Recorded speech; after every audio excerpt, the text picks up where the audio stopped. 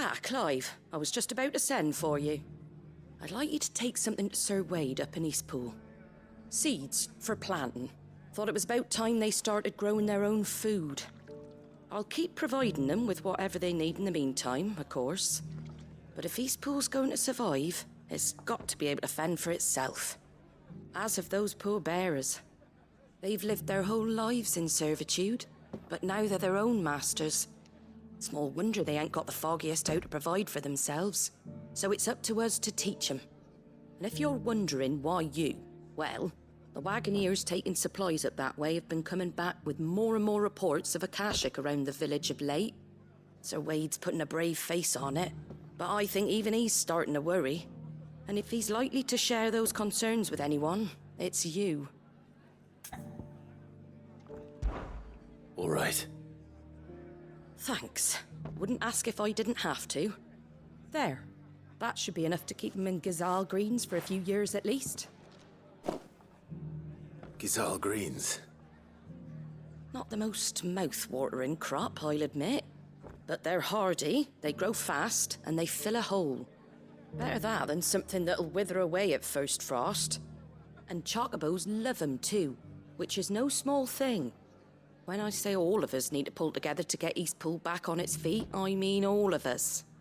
They ain't exactly succulent, but cook 'em right and they're just about bearable. I'll take your word for it. Anyway, Sir Wade'll know what to do with them. And if he don't, well, I'll go up there and show him myself. I'm sure you will. Ah, Lord Rossfield. What brings you to Eastpool? A delivery from Martha.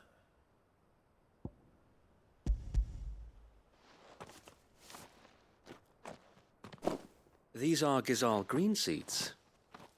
Martha's keen to cut the apron strings then, is she? I jest, of course. You see, I had thought we might be able to revive the old wheat fields, but they'd long since gone to seed, only without the seeds. Martha was hoping he might be able to show the bearers how to plant and tend these, so that they'll be able to fend for themselves. That's not a bad idea. These bearers had only recently escaped their bonds before we brought them here. They know little of freedom, of providing for themselves and their loved ones.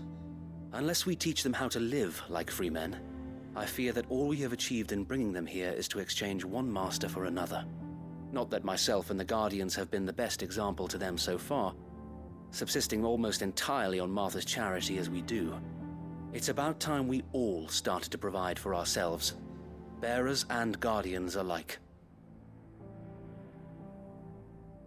Unfortunately, we've been a little too busy of late to focus on much besides bolstering our defenses. There have been alarming reports of... The Horde is closing in. They're coming, Sir Wade, all of them. Damn it all, I thought we'd have more time. Gather the men in the square. Send to the rest for reinforcements. Yes, Sir Wade. The Horde. Akashic, a veritable legion of them. They've been seen prowling around the northern reaches for a while now. We don't have the numbers to hold back a swarm that size. I had hoped to build a perimeter wall so that myself and the Guardians might be able to defend the village, but... Now you're out of time. Precisely. If reinforcements from the rest arrive before they do, we may just scrape through, but I fear that's rather an enormous if. What if you could call on reinforcements from Eastpool? You mean the bearers? We brought them here so they might live, not die, fighting for their lives. So wait. You said you lack men to defend the village. Are the bearers not men? Do they not wish to see Eastpool saved? Though they may not be trained soldiers like your Guardians. What help they are able to offer could still prove the difference between victory and defeat. You're right, my lord. I will appeal to them.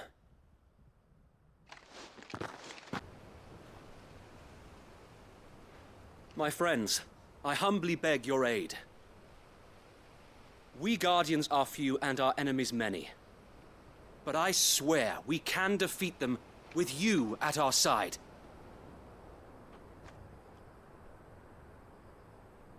would send us to the slaughter.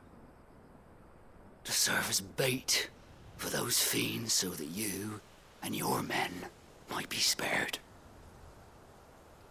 And to think we trusted you. Say what you will.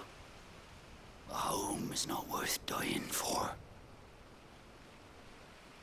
But it is worth fighting for. Sir Wade fights to give you lot a chance. Just like I do. Just like Sid does. We all wanted to give you a home where you could be free. And you got one, didn't you? This place, Eastpool. This is your village. Your home. And if you don't fight to protect what's yours, you'll lose it. You know I'm right. This world wants to take everything from you. Everything. Your homes, your freedom, your very lives. So then, are you going to stand by and let that happen to you? Are you going to accept fate like good little Bran did and die, having never stood up for yourselves? Or will you fight like free men and women?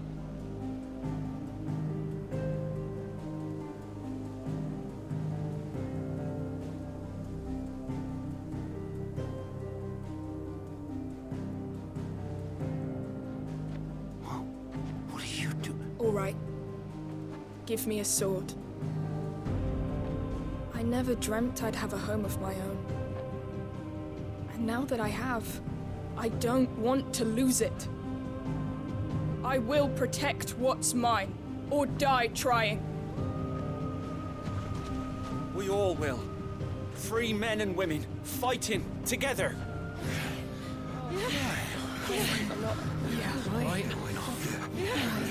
For Eastpool! For Eastpool!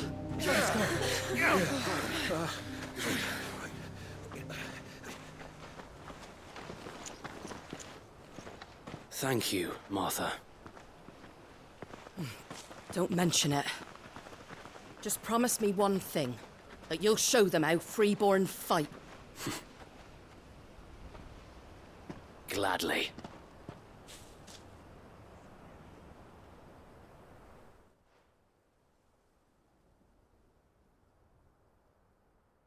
Well, if it was numbers you were lacking, you certainly won't be now.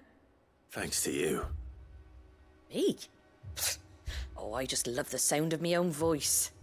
Lord Rossfield, my lady, we're ready. So what's the plan of action? We'll divide our forces into several small detachments, each made up of guardians, bearers, and guards from the rest. These will position themselves at strategic points around the village. Upon engaging with the Akashic, each detachment will keep the creatures occupied as best they can, steadily retreating all the while. You're going to lure them into the village? I am. We will have neither the time nor the resources to treat the wounded, so injuries must be avoided at all costs. Instead, we will focus purely on defense at first. By coordinating our withdrawal through the use of messengers drawn from among the bearers, we will aim to have the swarm converge at a point of our choosing. With luck, that point will be the village square, the perfect place for our most able warriors to surround them and fall upon them, and for you and I to finish them off. A sound plan, but one that'll require a leader with a cool head and strong nerves to coordinate the retreat. I'd say you have both in abundance, Sir Wade, but you'll be needed. Please, leave the last of the fighting to me. Ha! And let you have all the glory. Sir Wade! They're here! Then you know what you must do. We work together, everyone playing their part, each shielding the other that no man might fall, that Eastpool might live on. For Rosaria! For Rosaria! We've no time to argue, my lord. I'll do as you ask. And I will do as you ask. Suppose we'd better do our bit too then, eh? Right you are, Martha.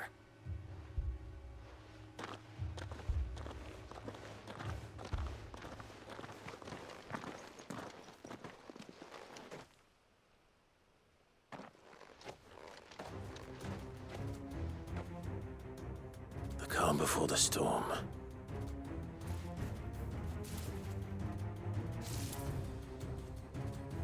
And here it comes. Not let this village fall.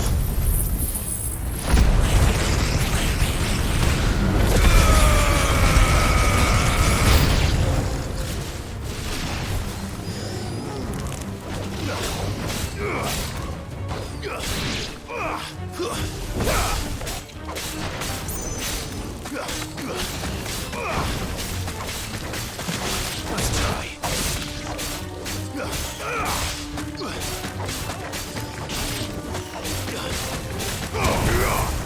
It's over.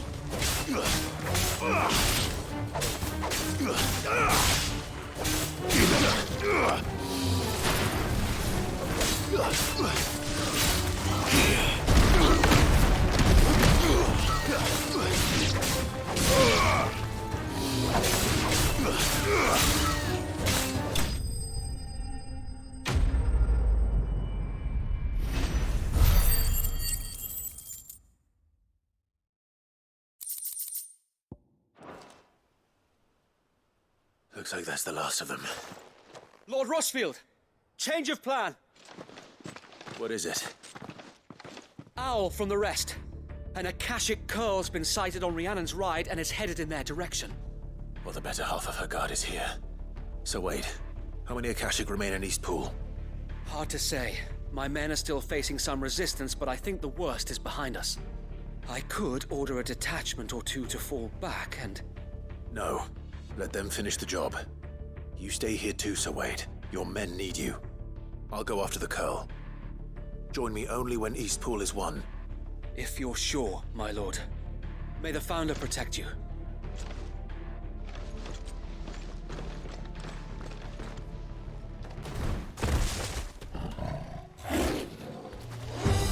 There it is. With me, Torvald.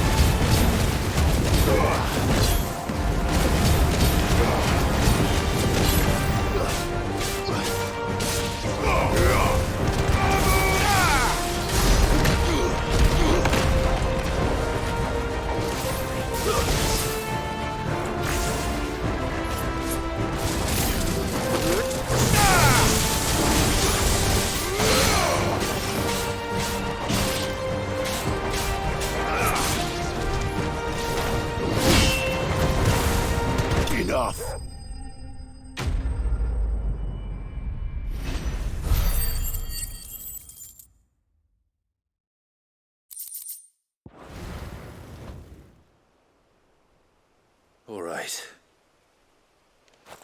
Back to East Pool.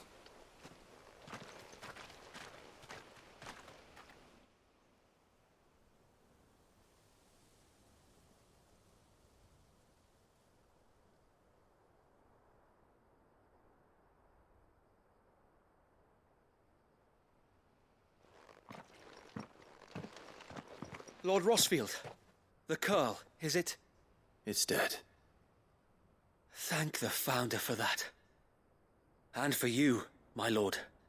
We were able to eradicate the rest of the Horde. I have guardians posted around the village to keep watch for further attacks, but all seems quiet for now. I hesitate to say it, but I think it might be over. I think it might.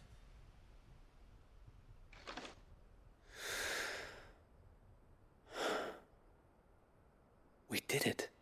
We saved Eastpool. Thank you, my friends. Thank you. No, Sir Wade. It's us who should be thanking you. You brought us together. Showed us what it means to fight for what you hold dear. We never had nothing to call our own before. We didn't know what it meant to protect it, but now we do. We really do. Forgive us, Sir Wade. You and your people saved us, and still we doubted you. But there's no doubt in my mind anymore. We're free men now, so we have to start acting like it. We have to fight to protect what's ours, to protect Eastpool. And we shall. We all shall. Together. This is our home.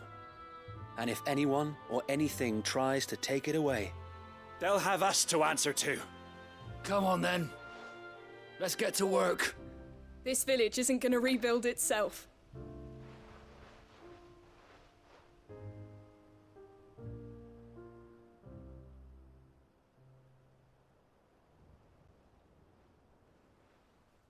They're not slaves anymore. no. They're Rosarians. Your father took pity on the bearer's plight, and I believe if he were still with us today, this is what he would have wanted. I believe you might be right. I shall remain here, my lord, and do what I can to help rebuild the village. After all, this is my home now too, and I could hardly call myself an Eastpoolian if I didn't pull my weight. I think you'll find it's Eastpudlian, Sir Wade. But you should be proud all the same. I'll have to pull my weight too. Can't have the rest getting outclassed. Speaking of which, I ought to be getting back. Can we continue to count on your support, Martha? Of course, and I'll be counting on yours too. Us Rosarians have got to stick together, haven't we? Indeed we have. And Clive, come by the Golden Stables when you get the chance. I ain't paid you for delivering them seeds yet. All right. I will.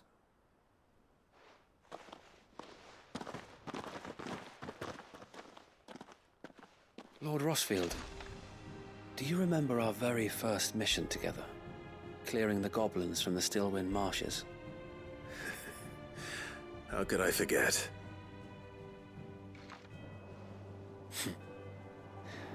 There's one sight that I shall never forget. You, facing off against that giant Morble. Not a trace of fear on your face. Since that day, there have been more than a few times when I felt like giving up. When the odds seemed so stacked in the enemy's favor, I thought I may as well just lay down my sword and surrender.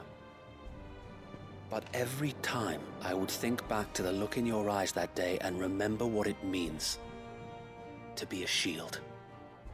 Know that whatever trials Eastpool may face, I shall never lose courage. Thanks to you. So Wade, you have always been a true shield. I know that Eastpool, and indeed all of Rosaria, will be safe in your hands. Thank you, my lord. I know the rest of the world will be safe in yours. I'll do my best. The hero returns. It's lucky you came by when you did, eh? Not only did my seeds get delivered, but you went and saved Eastpool and all.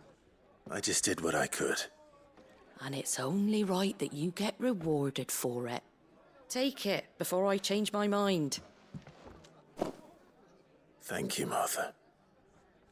So, Eastpool's finally back on its feet again.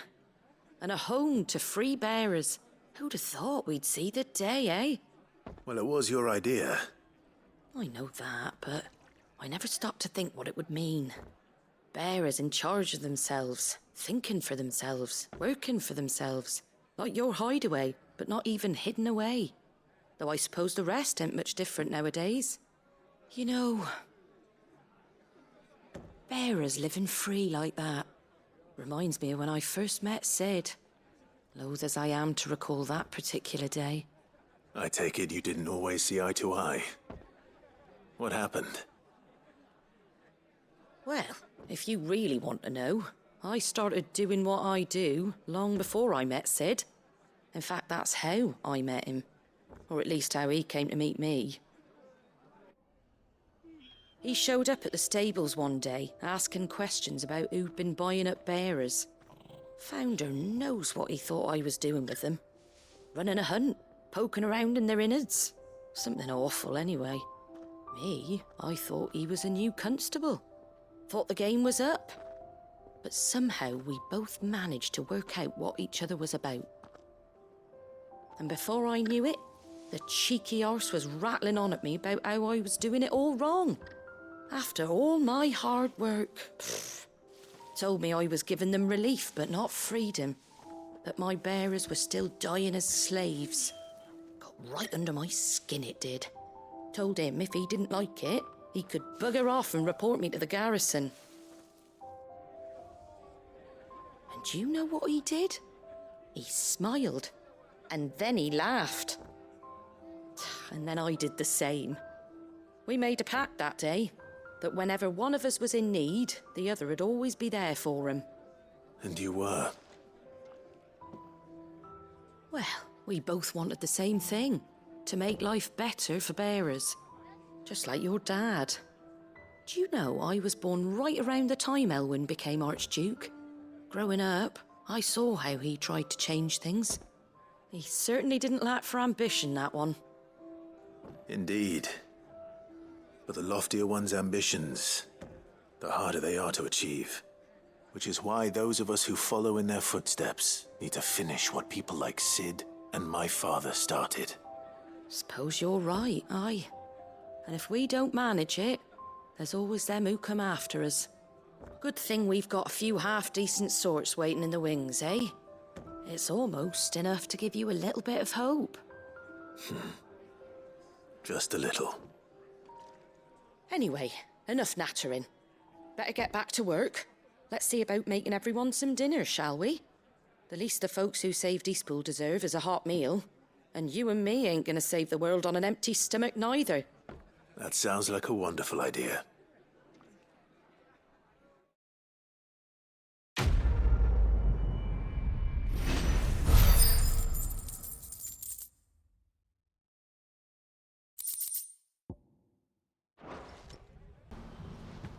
Ah, Clive. You'll be pleased to know that the negotiations are progressing well. That is good news. Yes. Our comrade in Randala has just sent word that the contract should be signed very soon. But I still have much and more to prepare. It's a huge undertaking moving this many bearers at once. You couldn't do me a quick favor, could you? What is it this time? More wild beasts? Nothing like that. I just need you to go over to the caravans and ask El how long we have until the bearers arrive.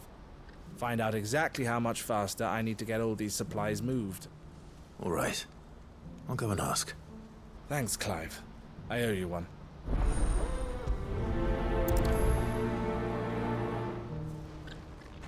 Don't blame yourself, El. This is their fault, not yours. I know, but...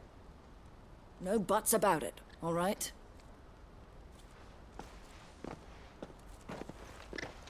Is something wrong? Vonnie came to give me a message from our intermediary. The talks with the Republican Army have fallen through.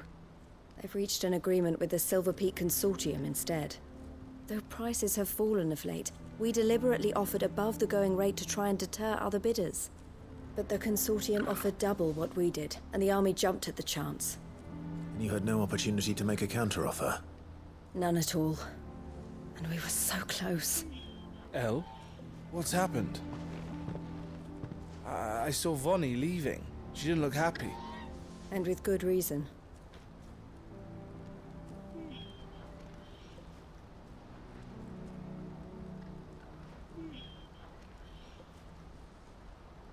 But I thought we were the only ones the Fist was speaking to about the bearers. How did the Consortium even find out about this? It's not so surprising. They have ears all over the Republic. This isn't over. The Consortium will have to sell these bearers eventually, and at the price they paid, buyers will be few and far between. I'm going to Randalar myself. Alone? You sure that's wise? Are you offering to be my bodyguard? How kind. Meet me at the checkpoint near the capital gates. I'll send an owl ahead and request a meeting. You go to Cashlock, Theo, and get everything ready. We've waited far too long as it is.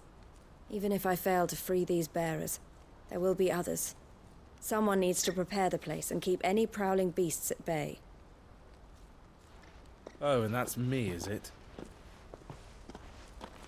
Well, it looks like I'm following orders till she gets back from meeting the Silver Peak Consortium, who've been doing their best to undermine our scheme. She'll never join them after this, surely. No, she said it herself. She still has plans for Cashlock, even if this one falls through. She means to stay with us, then. I can't say I'm not happy to hear it, but... is this what she really wants? You have to trust her. You're right. It's what she wants now. And if Elle's off fighting for the cause, I should do my part too. So I bid you farewell and safe travels, my friend. I'll gather my men and leave for Cashlock. We'll make sure the place is well stocked and defended. You go to Randalar and see if you can stop my sister biting the Consortium's heads off. If she won't consider her prospects, someone has to. I'll do my best.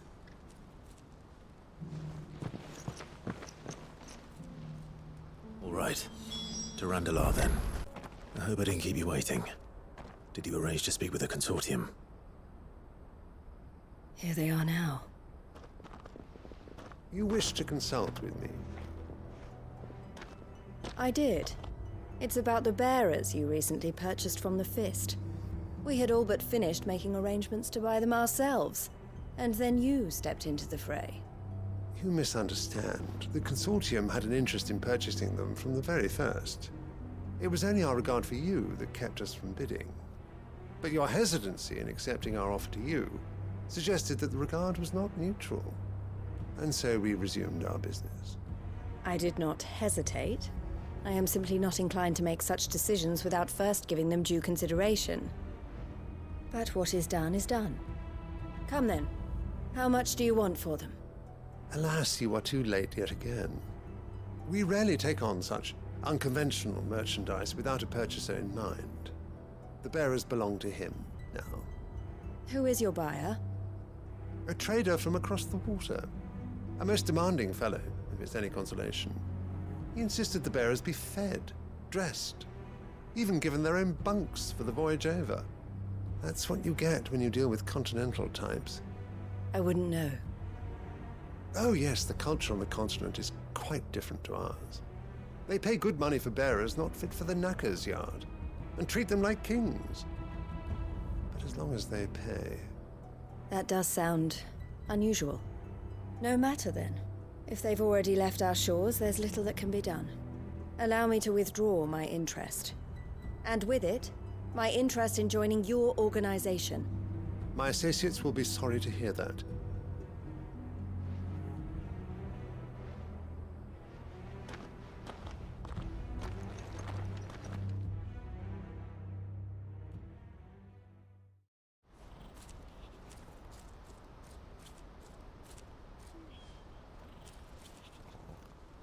I'm sorry you weren't able to save them.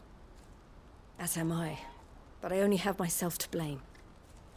He was right, you see. The Silver Peak Consortium did intend to buy those bearers before I did. Their representative hinted at a possible purchase when he came to recruit me.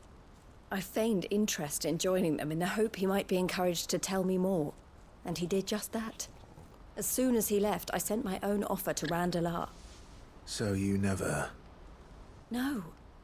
I entertained the Consortium's proposal solely so I could learn more about those bearers. But I was a fool to think they wouldn't find out. I knew exactly who I was dealing with. You tried. I did.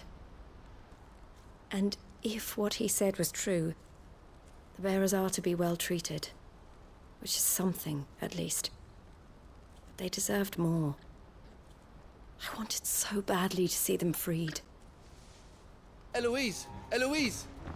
Word from Cashlock. The village is under attack. A pack of beasts have come down from the mountains, and there's a dragon at its head. Theo and the others are trying to hold them off as best they can, but the odds are against them. They need help, and fast. Theo! I'll go on ahead. Thank you, Clive. I'll gather some men and join you there. Just... make sure he's safe.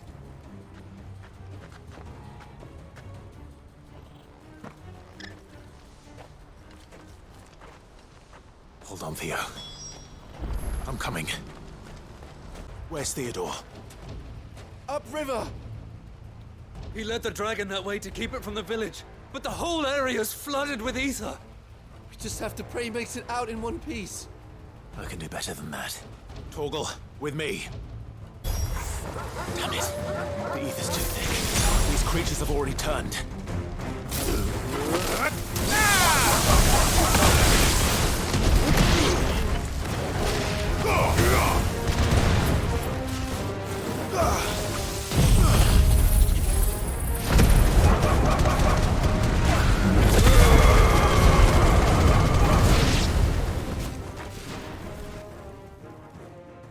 I can't waste any more time. I need to find Theodore before that dragon does.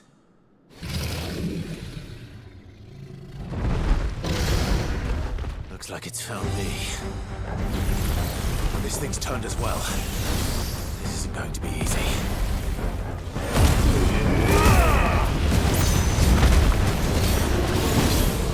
Too slow.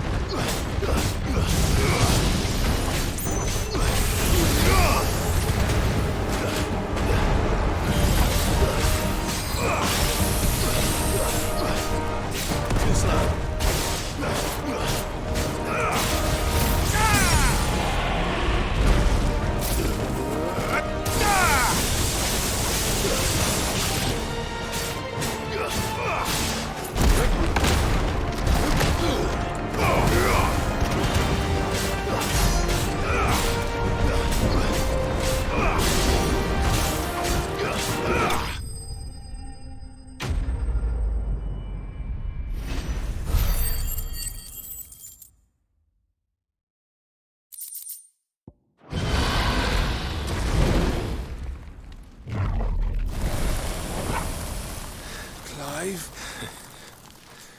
Theodore, you had me worried for...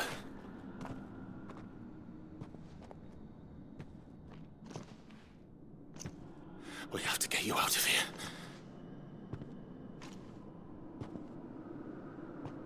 I think it might be a little too late for that. Bearer or no, there's only so much ether a man can take, and that Drake just wouldn't let me leave. You have my thanks, Sid, for finishing what I could not. For keeping Elle's dream.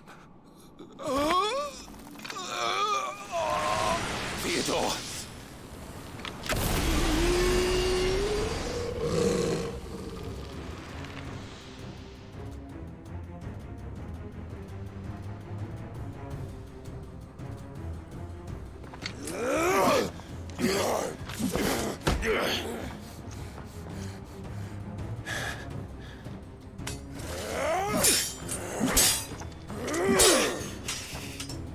Don't make me do this. Stop it, Theo!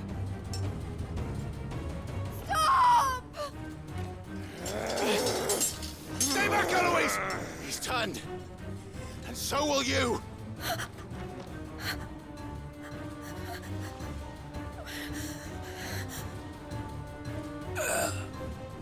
Elle. Theodore.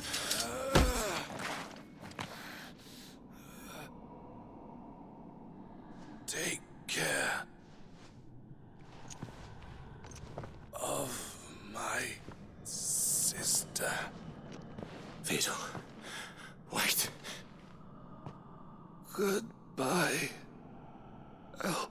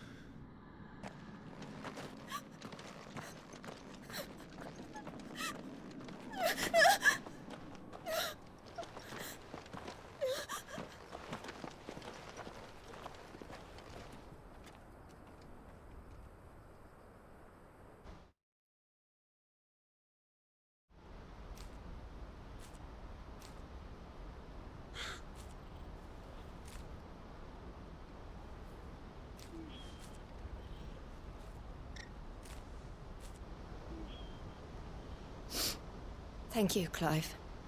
I think I'll be all right now. That was true bravery he showed. Leading the dragon away from the village like that. His first instinct was always to protect people. To put others' well-being before his own. And now he's gone. Because I sent him to that place, against his will. It wasn't against his will. He was ready to do whatever it took to show you he could stand on his own. So that you would finally be free to live your own life. To live my own life? He never could come to terms with the choice I made. What exactly happened? You once told me Theo was the first bearer you ever helped.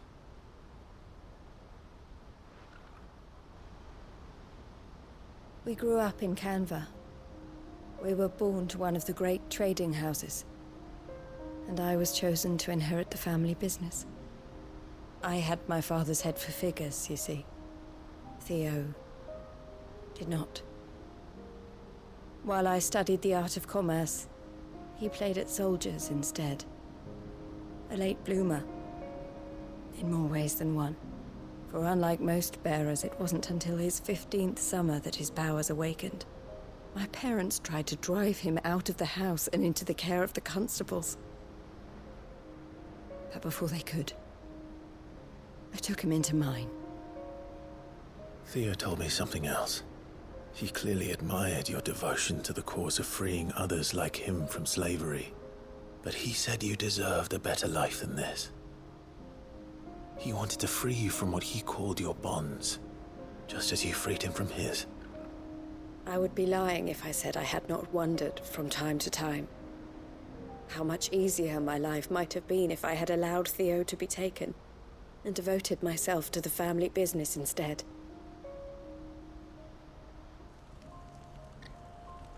But I have never regretted the decision I made. Being with my brother meant more to me than tradition or reputation. I only had to look at him to remind myself of that night and the choice I made, and the fact that I would make the same choice again in a heartbeat.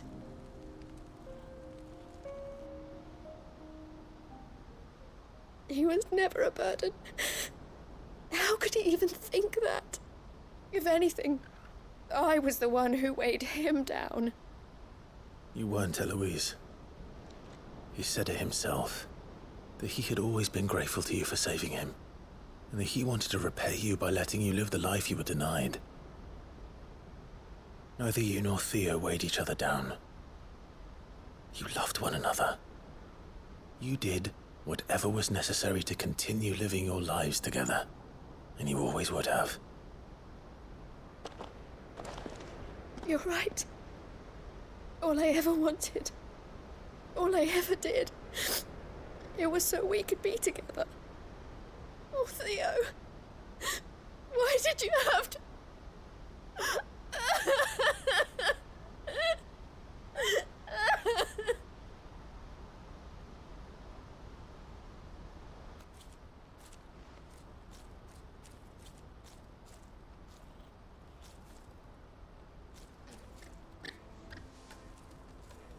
I know Theo wanted me to move on, but I'm staying here at the Crimson Caravans to continue our work.